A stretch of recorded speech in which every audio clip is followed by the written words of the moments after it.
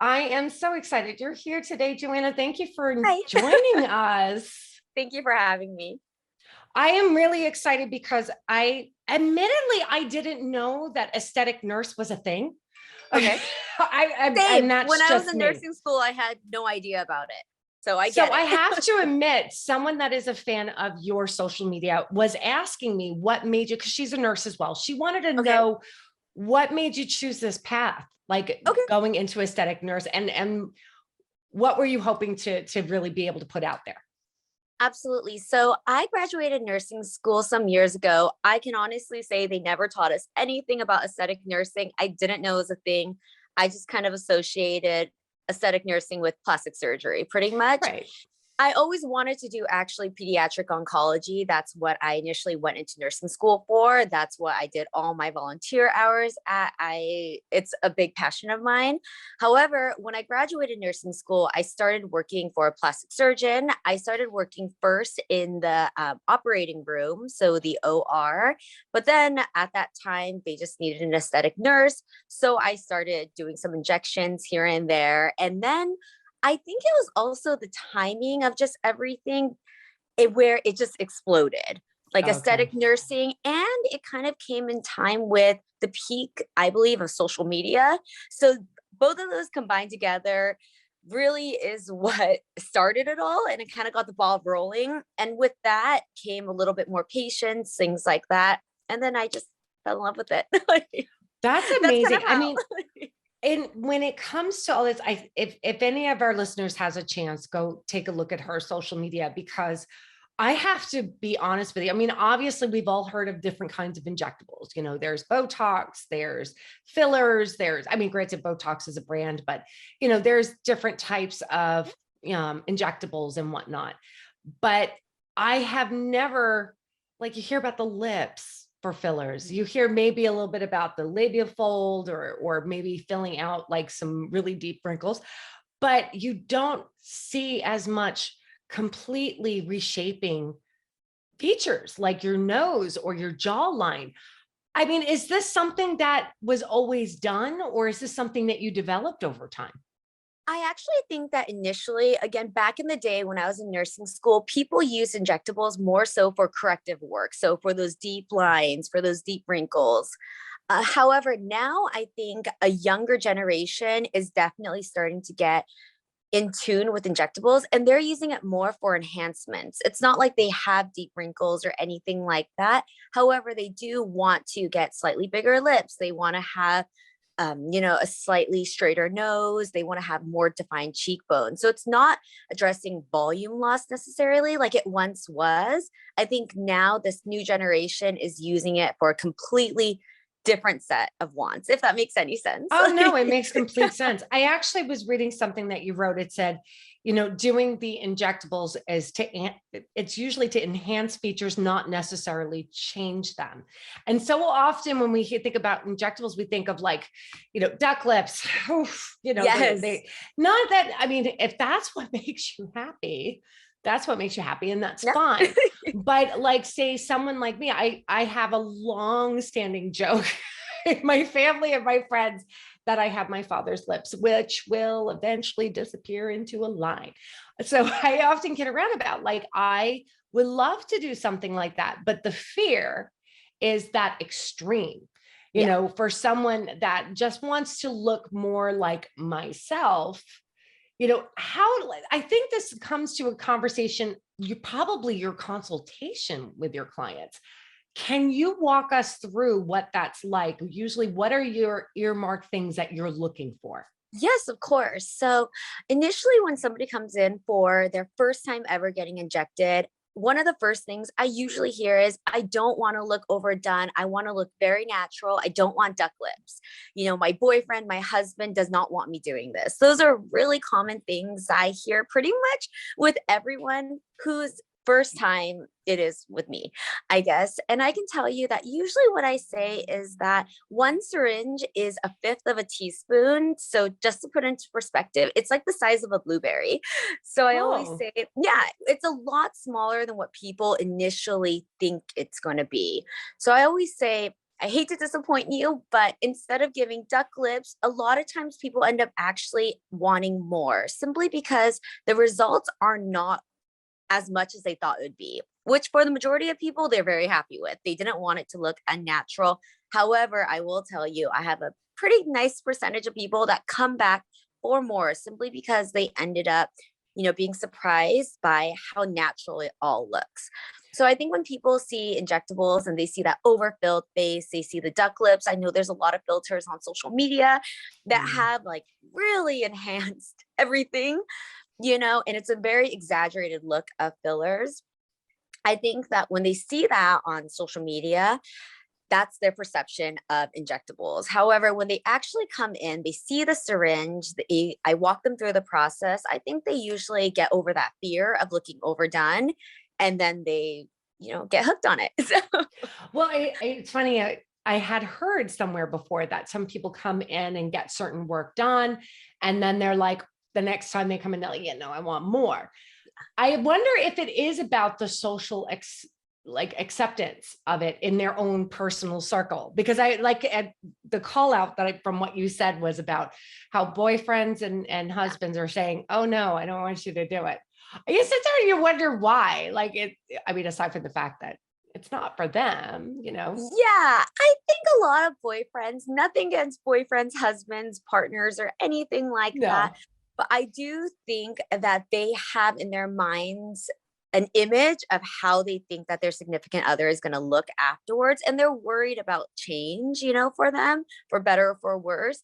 So a lot of times, especially before COVID, I would have a lot of significant others come into the room with their significant other. And sometimes it would be Wow. harder because the whole time I'm doing the consultation, the significant other is just staring at me, glaring at me, saying they don't need Wow. anything. And chances are, a lot of times they don't need much, but they're coming in, they want something. So for me, my job is to make sure that they are a candidate for it, that they will benefit from it, and that most likely they will love their results. So that's my job. Yeah. So when we go back to what you were talking about when it comes to like, I guess it's contouring, isn't it? I mean, when you're Yeah. thinking about, like I said, the obvious thing is usually, oh, your lips, filling in any kind of like wrinkles or filling that kind of volume. But you see more and more people putting it through their cheekbone, their jawline to contour it, the nose, which I'm sorry, that blows my mind Thank because you. it's literally about looking at someone where they almost have a certain shape and you're able to, it looks like plastic surgery. Some can. Some Is it, just, it's I really wonder if natural. this is like a route that more people are going simply because, I mean, who really does want to go under the knife? I do see that, especially with my patients. They'll usually either say, like, oh, I've always wanted a surgical rhinoplasty, but I was always scared of not liking it. I was always scared of going under the knife, of just being put under in general. So they usually use this to kind of try it out. Some of the times, the people, they like it so much that they just kind of maintain that. The filler results. Oh, my internet just started working on my computer. Finally, like after like an hour. Um, but most of the time, people, they just either use it, they just have like a small little like indent or anything like that. So it's a nice alternative to plastic surgery. It does not replace plastic surgery. However, for a lot of people, it is a nice little alternative for them to have. I How always long say does this. something like that last? It depends. It depends on the patient. It depends on the filler used, but sometimes I'll see the nose lasting about a year, 12 to 18 months. Sometimes I'll see it lasting like 2 to 3 years. I have seen that in quite a few of my patients. They'll come back for a touch up about Wow. 3 years later. They'll show me their before photos. So it's always nice to kind of see that baseline point. Yeah, it just I varies. find that fascinating. I mean, because I'll be honest with you, the I've had a few friends when I was younger that talked about getting nose jobs, Yeah. whatever it may be. But the fear is that you get it done and it is not what you want it to look like. Yeah. Right. So, I mean, that's permanent, it's that's Like, scary. yeah. That's like a commitment, like a marriage, you know. So Yes. when it comes to that, how do you determine with someone that's coming in for something like that, a contour or something that has to do with jawline, chin, I was very impressed with seeing a difference between, someone that has a recessed chin as opposed to getting something that's a little bit more substantial. How do you gauge what's right? I mean, the way I see it, you have to be somewhat of an artist to be able to understand the balance and the symmetry on top Yeah. of using the tools. Yes. So usually when a patient comes in, they'll come in and right when I see whatever they want to get done, I'll look at it and I'll let them tell me what they want changed or enhanced. I always let them talk first usually, and then I'll either agree or I'll kind of tell them my thoughts on it. And that way, the patient and I, we are on the same page before I start injecting. However, usually right when I see a face, I can kind of decipher what they will most benefit from usually. And I never like to overdo anything. I usually start off very, very small with the amount of syringes I use, just simply because first off, it's not cheap. It really is not cheap.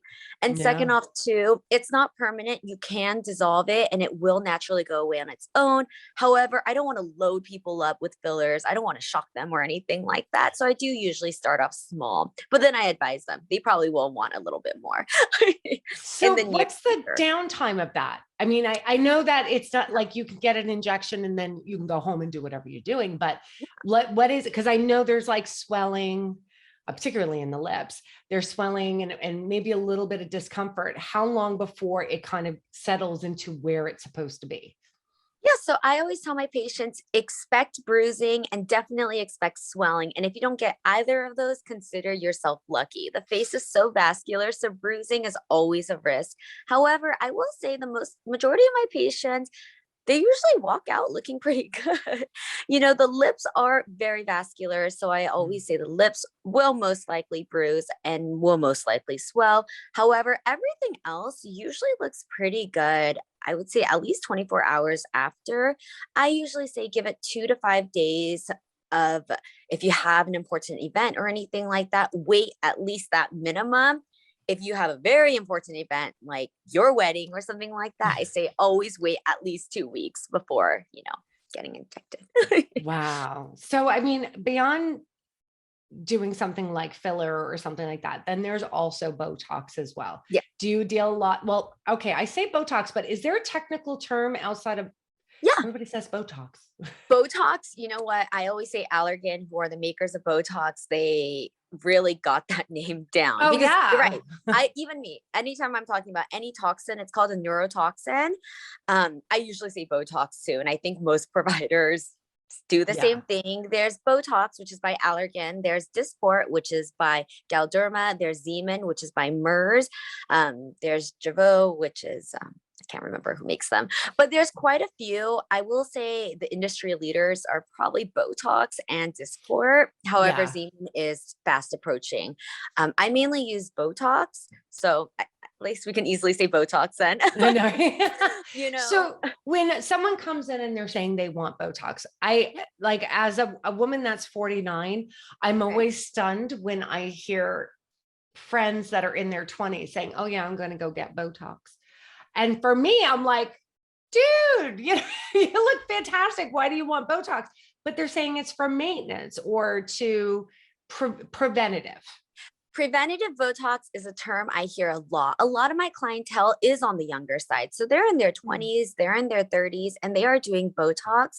Typically, some people like to call it also baby Botox, which is where they use a slightly smaller amount of units to kind of just soften up the lines.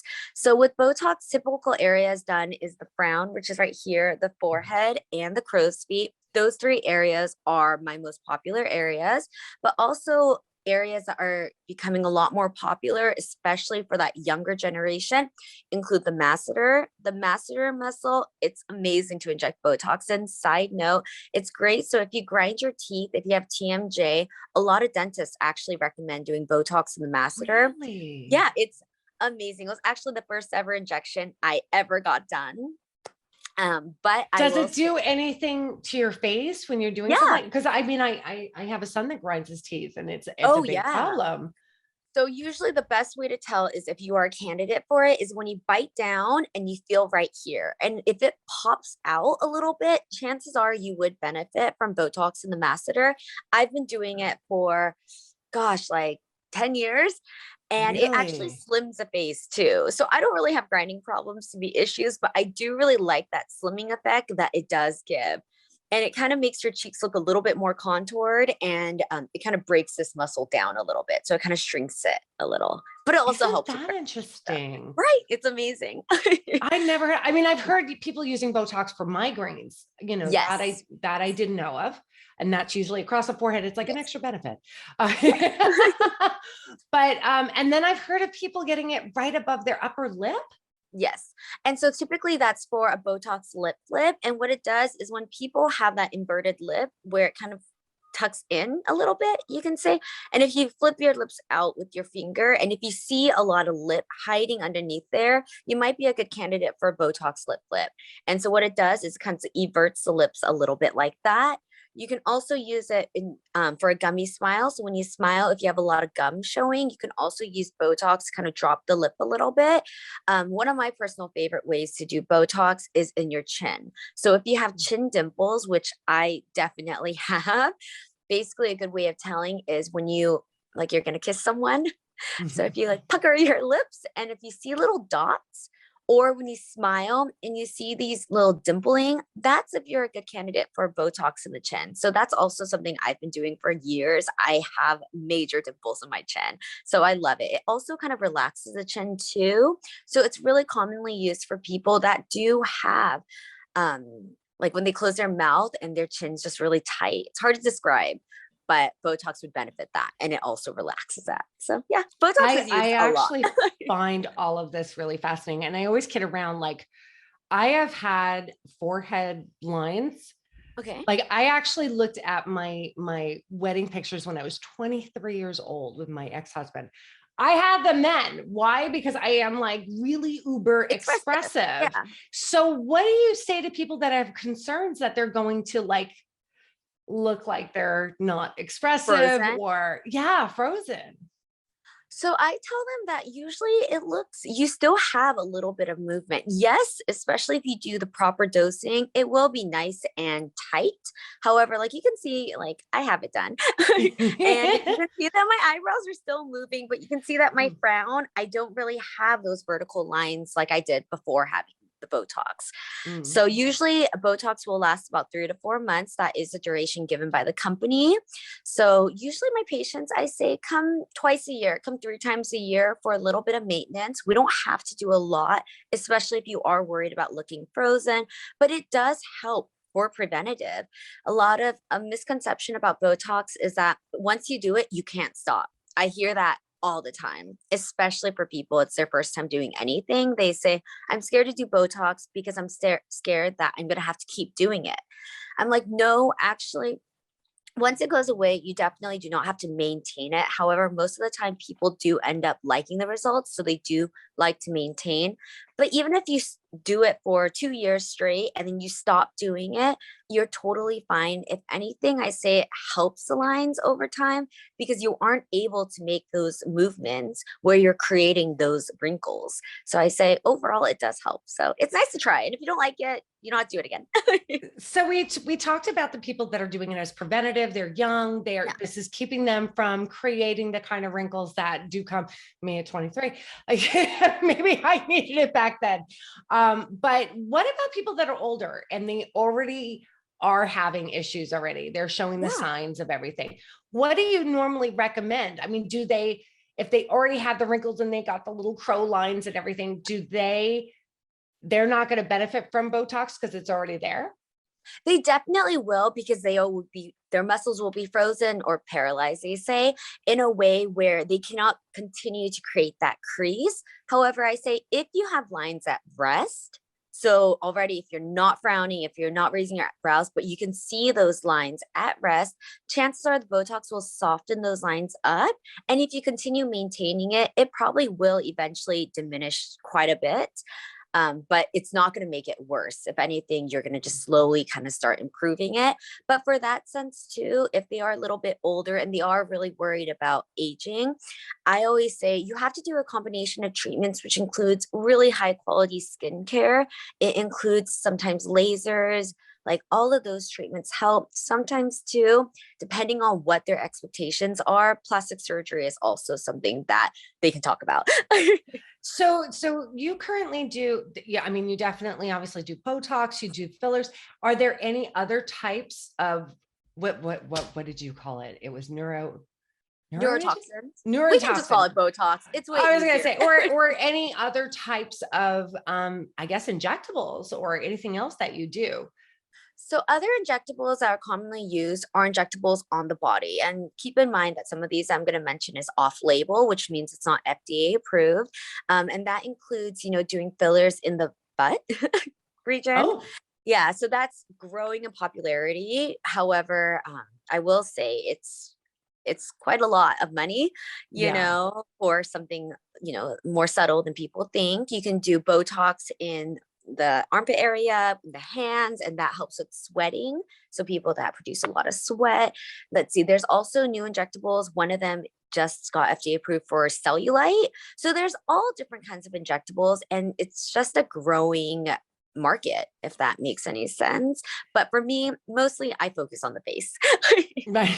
Yeah. Now, do you do any of the laser or anything like that, or you stick to mostly the nurse aesthetic I type stuff? just do injectables. However, the office I work at, they do all the lasers. So, for example, I just got this treatment for skin tightening on my stomach. I had two kids, Oh, so my stomach was really loose, especially around the belly button area.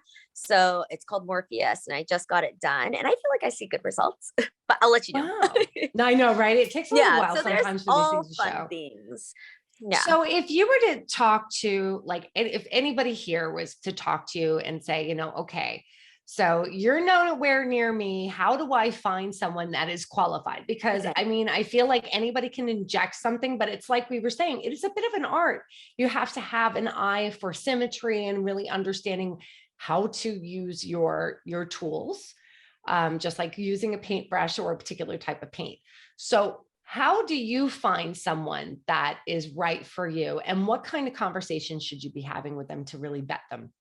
Yeah, of course. So I think the first thing that people should do, especially if they live out of state and not near me, I would love for people to come see me. However, I do know people live really, really far.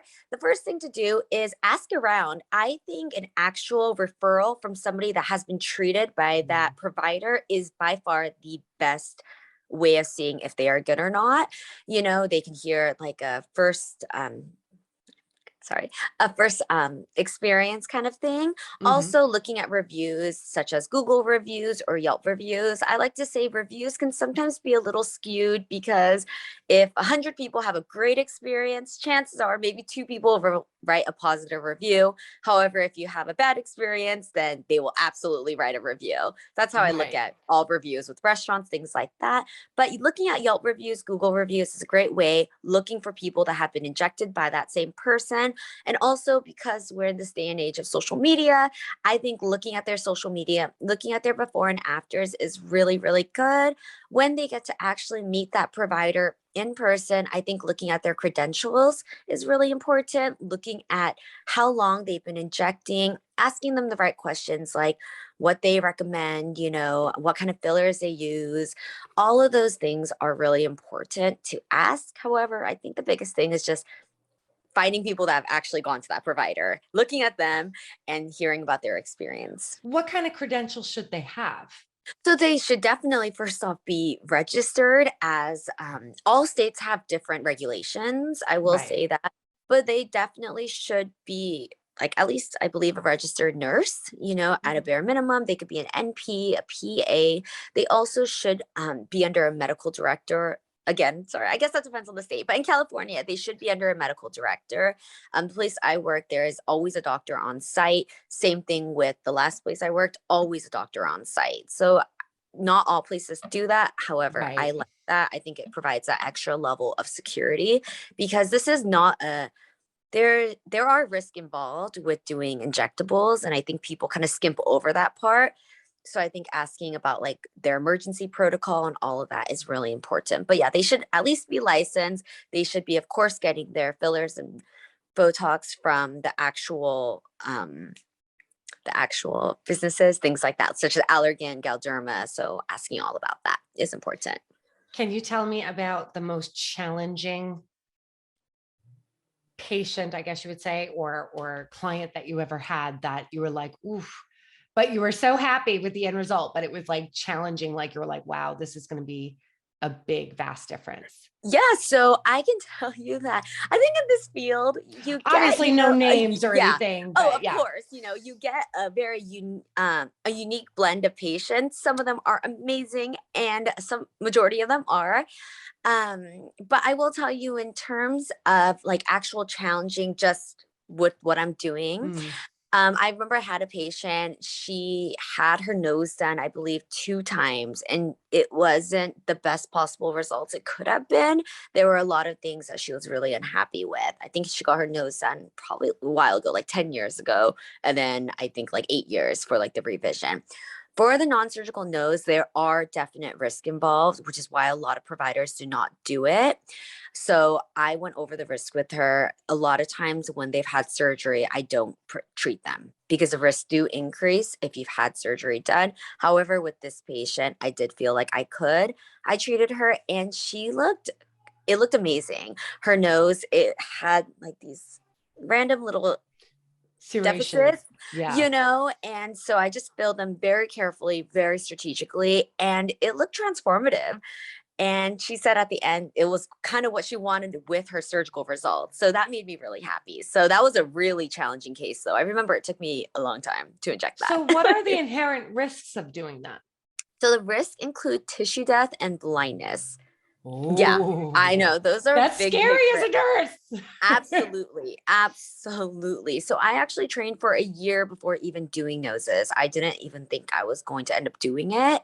However, I started doing it and then now it's one of my most popular procedures. I do let the patients know about the risk beforehand. It is very rare, but knock on wood, but it's never happened to me, and I pray that it absolutely never Right. does. However, I do let the patients know the risk.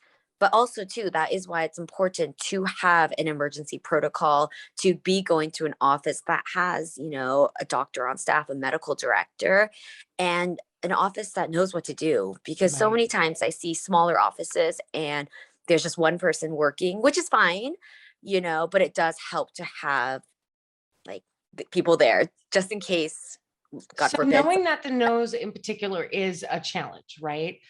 Do you feel like there should be a certain, like if they were asking the doctor, how long have you trained on doing rhino, No, whatever, rhino filler? that I like that. I made it That's perfect. up. I'm going to start using it. How long should they have trained? Like what would you would say at least a year? I mean, I think that kind of varies based on the provider and the practice. Everyone has different regulations on what they think is when they're ready to start injecting patients. But for me, for example, like I've done so many noses, so I'm not saying that the risk is zero, absolutely not. Right. However, I will say that the more experienced nurses in doing a specific area, chances are the more they know what to look out for, they know Mhm. the high risk that comes with, and that I would probably go to someone that has a little bit more experience like that. Like they treated a Right. lot of patients and they have that support of the medical directors and all that. They're familiar with the anatomy. That's important. It's That is such great very advice important. because I think it's important. It's really hard, depending on where you're living, to find someone that is experienced. You want to make sure that you're not going into a situation where you're the crash test dummy. Yeah. You don't First want time. that. That Yes. would stink. So I am like really grateful. Like I feel like I learned so much information. Did you? I'm kind of Yes, nervous. I'll be I honest. I haven't gone on Zoom in so long, and I'm did. not really good at like. I guess it's an interview, right? So I mean, hopefully I it's did an interview, okay. but in all honesty, I mean, and it's someone that's very curious. I almost say sometimes I feel like it's speed dating. It's like, so what do you do? What is it? But no, seriously, dating is efficient and fun. I often kid around. I said I try to do research on the topic that I want to talk about, mostly just to know what I need to ask. But I try not to too much because, in all honesty, I wanna learn. Just like everybody that's listening, we Yeah. all want to learn from the expert. So thank you, expert, for Oh my telling gosh, us no, all no, about no. it. Well, I am so honored to even be on here. Side note, but I love Olaplex. I remember my Oh, hairdresser gave me the number 3 to try. I was like, this is amazing. I washed my hair this morning and used Olaplex just for this. yeah, Yeah, it's it does, amazing. it's like a whole package. You get the Yeah, Botox, you get the filler, you get the Olaplex. pretty much. You're like a new girl. You're like a new Yes. girl. Thank you again for coming on today. Yes, I am honored to have been asked.